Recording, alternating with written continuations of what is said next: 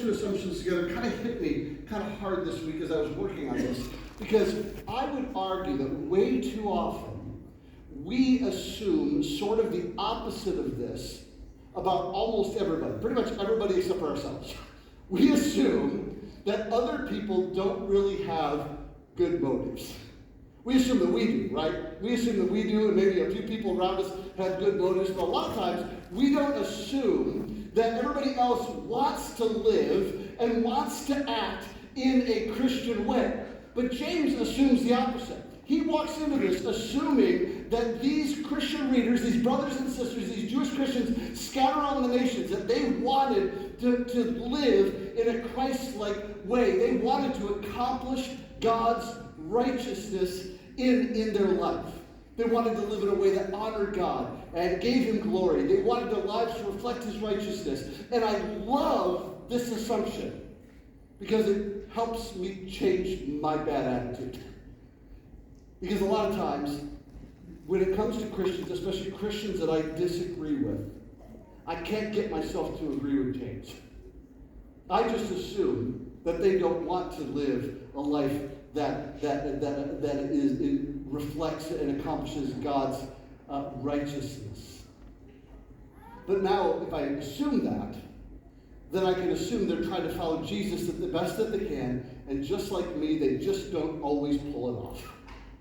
Because just like me, they go about it wrong. Just like the people that James is writing to. So remember, these are Jewish Christians scattered around the world, some in hostile contexts, genuinely want to live for Jesus, but somehow, and I'm not sure if this is going to resonate with you or not, but somehow they've convinced themselves that if they talk faster, correct people harder, and get angrier at what's wrong with the world, they're going to accomplish God's righteousness. Does that sound familiar at all? Let me say it again.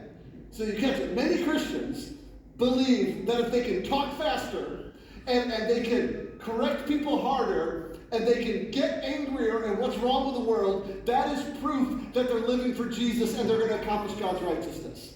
And James essentially in this little bit says, nope, that's not how it works.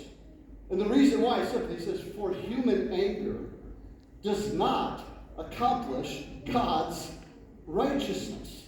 Like you can get furious at every wrong thing in the world and still not move the needle toward God's righteousness in this world. Do you know that? For human anger does not accomplish God's righteousness. And honestly, I think this resonates in the 21st century more than ever, right? Because we live in a world where everyone has a platform, everyone has a podcast, everyone has a TikTok, everyone feels obligated to have a take on everything. Haven't you felt that way? Like, you get to the water cooler on Monday morning, people assume that you have a take and an opinion about every single thing happening in the world. We have to be experts on the Iran war, and experts on the reflecting pool in D.C., and experts on, who Kim Kardashian's dating now. Like, we assume we have to be an expert on, like, everything in this world. But James is saying, no. Just stop and be quick to listen. Be slow to speak.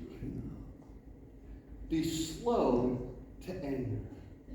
Because none of those things, being loud, being a fast talker, being quick to anger, is getting you anywhere. And it's not moving the needle toward making this world a better place. Now, the next verse starts with a therefore that kind of trips me out. Because whenever we see a therefore in the Bible, we need to ask what it's there for, right? So I'm like, where's the therefore, right? And I wasn't sure. I wasn't sure if the therefore was based on the whole, the fact that we should be quick to listen, slow to speak, slow to be angry, or if it was on the fact that the human anger does not accomplish God's righteousness. I wasn't sure. But then I thought, it's probably both. It's probably, he's painting us this picture of how this new behavior that would be evident in our lives if we started to live like all these things were true. And is therefore begins to show us how we change our way of thinking about this. This is what he says in verse 21. He says, therefore, ridding yourself of all moral filth and the evil, by the way, hold on to those two words, moral filth and evil, that is so prevalent, humbly receive the implanted word which is able to save your souls. So here's what I think is so fascinating here. So many times Christians we're slow to listen, we're quick to speak, and we're quick to get angry because we're responding to moral filth and evil in the world. And can we just say there is such a thing as moral filth and evil in the world? Like the Bible calls it sin. Like sin is any failure to reflect the image of God in our nature, attitude, and action. Anytime we're different than God in our nature, anytime we're different than Him in our attitudes, anytime